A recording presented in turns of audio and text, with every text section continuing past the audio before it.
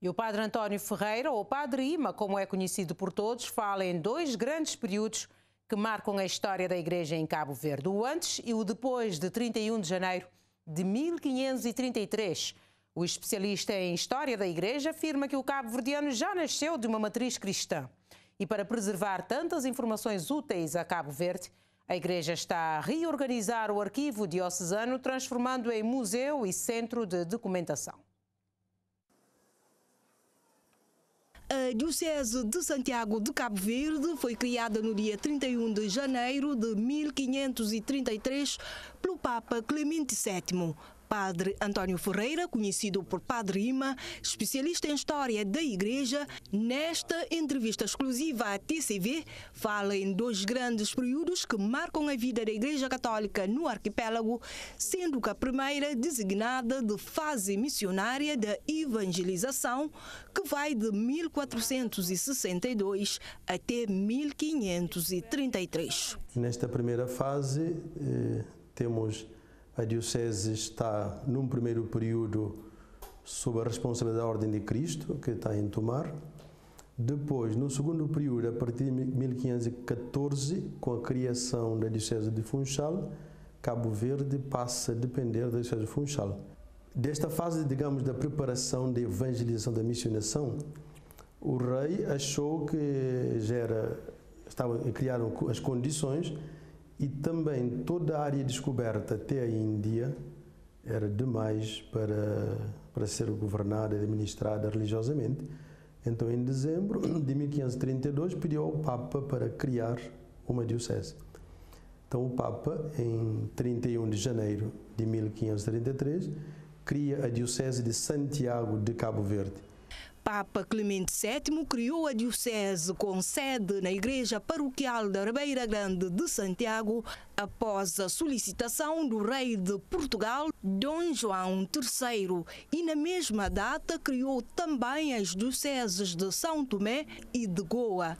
A Diocese de Santiago, criada, abrangia as ilhas do arquipélago e também sul de Senegal até hoje, que é a atual Serra Leoa e Libéria. Toda esta parte ocidental da África, do nosso continente, pertencia à Diocese de Santiago de Cabo Verde, essa grande diocese. Foi nessa altura que a Ribeira Grande de Santiago foi elevada à categoria de cidade.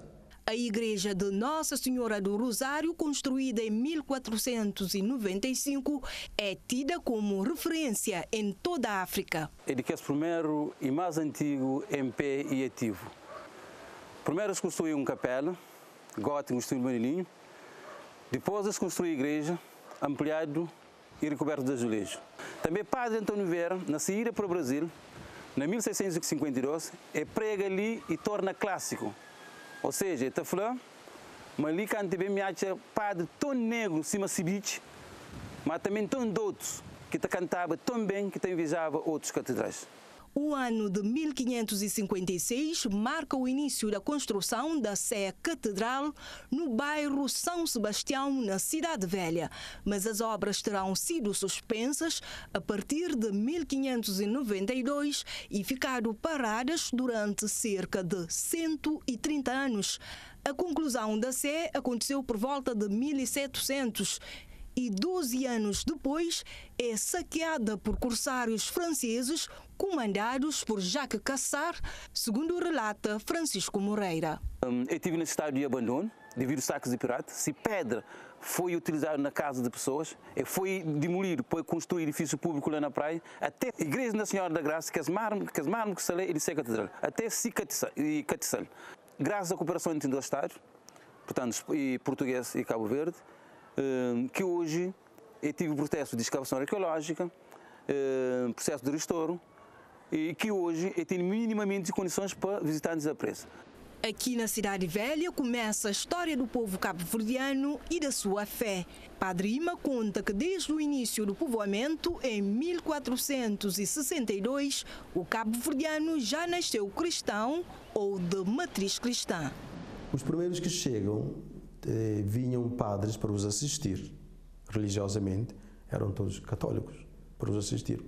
Depois, com a chegada dos escravos que vinham para o trabalho da nossa região, Então, esses missionários também, além de dar assistência aos colonos, que eram todos cristãos, também trabalharam na evangelização, na cristianização, era do chamado dos infiéis. Então, todos os valores, a mundividência do cabo-verdiano, seja nós que praticamos a fé, seja os que não praticam a fé, os que confessam outro credo, na matriz sociocultural está a matriz cristã medieval, um cristianismo que veio da Igreja Católica.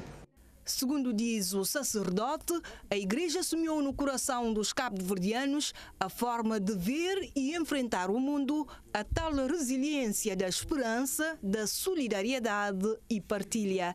Este especialista em história da Igreja considera que há tantas informações úteis ao país e que precisam ser preservadas e valorizadas.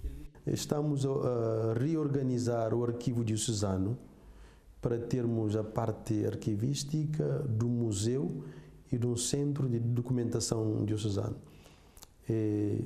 Porque temos tantos documentos, tantas informações que serão úteis a Cabo Verde. Neste momento, no estado em que as coisas estão, não permitem que os interessados, os estudiosos venham ter acesso. Há uma equipa a trabalhar de uma forma incansável para ver se até maio poderemos já fornecer, dar alimentos e tantas coisas. Perdemos muito material porque os arquivos foram atrás dos bispos, de sede em sede.